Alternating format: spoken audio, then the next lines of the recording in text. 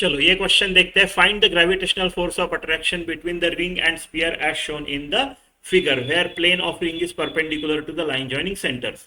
If root 8r is the distance between centres of the ring जिसका mass small m है and the sphere जिसका capital M है where both have equal radius r, gravitational force निकालना है।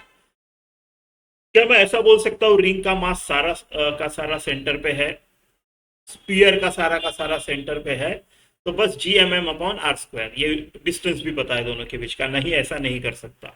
इसलिए नहीं कर सकता क्योंकि फोर्स या फील्ड कैलकुलेट करने के लिए आप सारा का सारा मास सेंटर पे है लोकेटेड, ऐसा तभी बोल सकते हो जब ये बॉडी सॉलिड स्पीयर या स्पेरिकल शेल है और आप जहां पे फोर्स कैलकुलेट करना चाह रहे हो या फील्ड यहां पे कैलकुलेट करना चाह रहे हो या फिर यहां पे फोर्स कितना है, ये अगर आपका स्पीयर के बाहर है तब शेप स्पीयर होना चाहिए। सॉलिड भी चलेगा, शेल भी चलेगा, और जहां पे आप ग्रेविटेशनल फोर्स या फील्ड निकाल रहे हो वो पॉइंट बाहर होना चाहिए, तब बोल सकते हो, नहीं तो नहीं बोल सकते हैं। ठीक है, तो इसको कैसे करूंगा मैं? इस रिंग की वजह से अगर इतना डिस्टेंस दूर, रूट आर डिस्टेंस दूर, अगर मेरे को पता चल जाए कि कितना फील्ड होता है, तो स्पीयर के केस में बोल सकता हूं मैं सारे का सारा मास एम पे है ना, सेंटर पे। तब बोल सकता हूं कि भाई इसके फील्ड में अगर ये कैपिटल एम आ गया तो उसके ऊपर कितना फोर्स होगा, राइट? फील्ड इनटू मास, ऐसा कर सकते हैं। तो रिंग की वजह से कुछ डिस्टेंस दूर, ये रिंग है, इसकी वजह से अलोंग एक्सिस, ये लाइन ज्वाइनिंग सेंटर्स पे है, राइट, यानी अलोंग एक्सिस ही आएगा वो, तो यहाँ पे कितना फील्ड होता है, ठीक है। तो उसके लिए हम क्या करते हैं, अगर ये फॉर्मूला अगर याद नहीं है, field at let's say point P due to ring, ये होता है आपका जी, मान लो इसका मास m है, G M upon, right, upon इसका रेडियस a है, ये डिस्टेंस r है, ऐसा जोड़ लेते हैं, ठीक है, r है, तो a square plus r square raise to power 3/2 and G M R, ऐसा ऐसा आता है, ठीक है। या फिर ये अगर फॉर्मूला ध्यान रखने में मुश्किल जा रही है ना, तो ये एक कनेक्ट कर लो, इसको बोल लो z है, ये एक छोटा सा dm है ना, तो इस dm का dm, और मान लो ये कुछ है, राइट।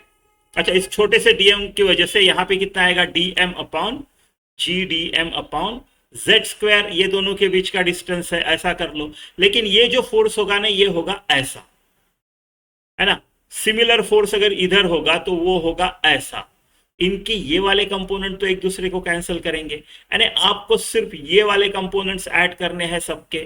तो मान लो ये एंगल अल्फा है, तो G D M Z square cos alpha, इसका इंटीग्रेशन कर लो, डीएम का इंटीग्रेशन एम, तो G M upon Z square, cos alpha क्या आएगा आपका, कॉस अल्फा जो आएगा वो आएगा दिस आर अपॉन ए, है ना, this R upon Z, R upon Z, है ना, आपका कॉस अल्फा आएगा R upon Z, upon Z, ऐसा आएगा।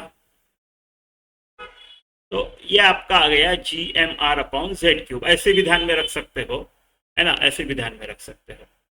यहाँ पे जेड क्यूब क्या है, Z is nothing but root of A square plus R square, तो जेड क्यूब क्या हो जाएगा, रेज़ टू पावर 3/2, ऐसा फॉर्मूला है ना। मैं ये वाले फॉर्मूले से सॉल्व करूंगा मैं, जी एम आर, क्योंकि आर पता है मेरे को, ये वाला डिस्टेंस है ना, √8r, ये मैंने जो फॉर्मूला ऊपर बनाया उसका ये है, और जेड यानी क्या होगा, अगर आप यहां से इसको ज्वाइन करो तो ये तो पाइथागोरस से निकल जाएगा, ये कितना हो जाएगा, root of R square plus √8 का 8, और ये आर स्क्वायर, यानी ये 3r हो गया मेरा, तो मेरा z 3r हो गया, और ये इतना हो गया।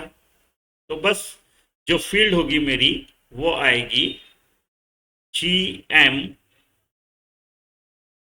राइट, जी एम आर यानी √8r अपॉन जेड क्यूब, यानी 3r का क्यूब, 3 का 27 और r क्यूब। तो फील्ड कितनी हो गई, जी एम, एक r कट गया, है ना, √8/27, जी एम स्मॉल एम है, रिंग का है ना, अपॉन आर स्क्वायर। तो फोर्स कितना आएगा? अगर इसमें एक कैपिटल एम मास आ जाता है तो GMM अपॉन आर स्क्वायर √8/27, आपका ऑप्शन सी ऐसा।